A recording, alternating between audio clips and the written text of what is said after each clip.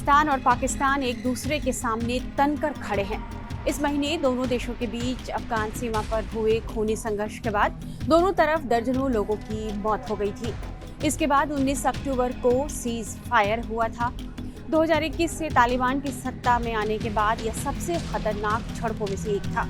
वैसे तो 19 अक्टूबर को दोहा में दोनों देशों के बीच सीज फायर हुआ, लेकिन स्थायी समाधान के लिए 25 अक्टूबर से तुर्की कतर की मध्यस्थता में इस्तांबुल में बातचीत हुई, लेकिन उसका कोई परिणाम नहीं निकला और वार्ता नाकाम हो गई। पाकिस्तान के सूचना मंत्री अताउल्लाह तरार ने बताया कि दोनों देशों के बीच हुई यह बातचीत किसी समझौते तक नहीं पहुंच सकी है।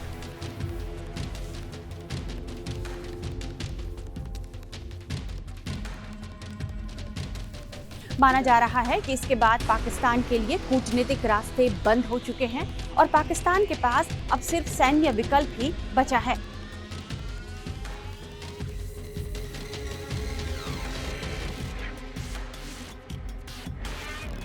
बीते सप्ताह पाकिस्तान के रक्षा मंत्री ख्वाजा आसिफ ने कहा था कि अगर अफगानिस्तान इस्तांबुल में किसी समझौते तक नहीं पहुंचता है तो पाकिस्तान खुले युद्ध के लिए तैयार है। ऐसे में विशेषज्ञों का मानना है कि दोनों देशों के बीच किसी भी समय युद्ध भड़क सकता है। ऐसा इसलिए क्योंकि पाकिस्तान और अफगानिस्तान के बीच शांति वार्ता का दूसरा दौर विफल रहा और दोनों पक्ष एक दूसरे पर आरोप लगा रहे हैं। पाकिस्तान ने कहा कि अफगानिस्तान ने तहरीक-ए-तालिबान पाकिस्तान यानी टीटीपी को लेकर कोई ठोस आश्वासन नहीं दिया और बातचीत व्यावहारिक समाधान में असफल रही। पिछले कई सालों से पाकिस्तान ये मांग करता रहा है कि अफगानिस्तान में तालिबान की अंतरिम सरकार टीटीपी के खिलाफ कार्रवाई करे। पाकिस्तान का कहना है कि उसके यहाँ जो भी आतंकवादी हमले हो रहे हैं, इसके लिए तहरीक-ए-तालिबान पाकिस्तान ही जिम्मेदार है।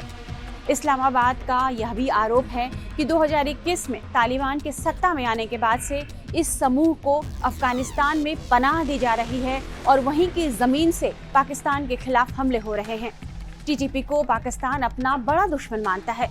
पाकिस्तान की सरकार और सेना का कहना है कि वो अफगानिस्तान के अंदर बिना किसी रुकावट के काम कर रहा है। पाकिस्तान के अधिकारियों ने यह भी कहा है कि देश की सेना ने इस महीने की शुरुआत में अफगानिस्तान में टीटीपी के ठिकानों को निशाना बनाया था, जिसके बाद दोनों देशों के बीच झड़पें हुई हैं।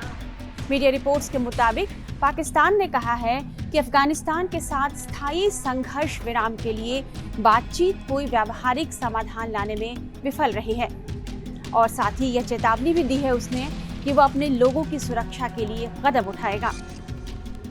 वहीं मीडिया रिपोर्ट्स में यह कहा जा रहा है कि तालिबान ने टीटीपी यानी तहरीक-ए-तालिबान पाकिस्तान को नियंत्रित करने के प्रस्ताव को खारिज कर दिया है।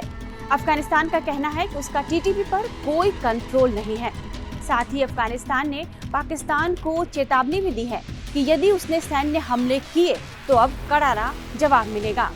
काबुल ने यह धमकी भी दी है कि वो आगे सीमा पार हमलों को बर्दाश्त नहीं करेगा।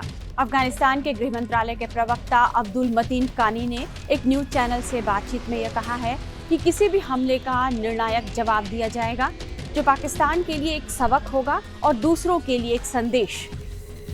उन्होंने आगे कहा कि यह सच है कि हमारे पास परमाणु हथियार नहीं है, लेकिन 20 साल के युद्ध के बावजूद न तो नाटो और न ही अमेरिका अफगानिस्तान को अपने अधीन कर पाया।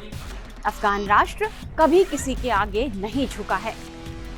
ऐसे में दोनों देशों के बीच हालात ऐसे हैं कि सीमा पार व्यापार मार्ग बंद है और तनाव चरम पर है। इस्तांबुल में समझौता न होने का मतलब खुला युद्ध माना जा रहा है, जैसा कि पाकिस्तान के रक्षा मंत्री ख्वाजा आसिफ ने कहा है।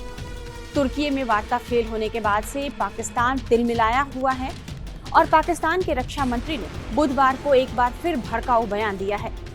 उन्होंने पड़ोसी अफगानिस्तान में सत्तारूढ़ तालिबान को बर्बाद करने की धमकी दी है। साथ ही उन्होंने अपने देश और अफगानिस्तान के बीच के मसले में भारत को भी बेवजह घसीट लिया है। पाकिस्तान के रक्षा मंत्री ख्वाजा आसिफ ने अफगानिस्तान को भारत की कठपुतली बताया है। इसके अलावा उन्होंने यह भी आरोप लगाया कि दिल्ली के इशारे पर वो पाकिस्तान में आतंकवाद फैला रहा है। उन्होंने इस्तांबुल में शांति वार्ता टूटने का दोष भी भारत पर मढ़ा है। आसिफ ने यह चेतावनी भी दी है कि अगर अफगानिस्तान ने पाकिस्तान की ओर देखा भी तो उसे करारा जवाब मिलेगा। देखना होगा कि असल में पाकिस्तान और अफगानिस्तान के बीच अब क्या होने वाला है, यह तो समय ही बताएगा। इस तरह के तमाम एक्सप्लेनर्स और बाकी खबरों के लिए अब बने रहिए टाइम्स नाउ भारत के डिजिटल प्लेटफॉर्म के साथ।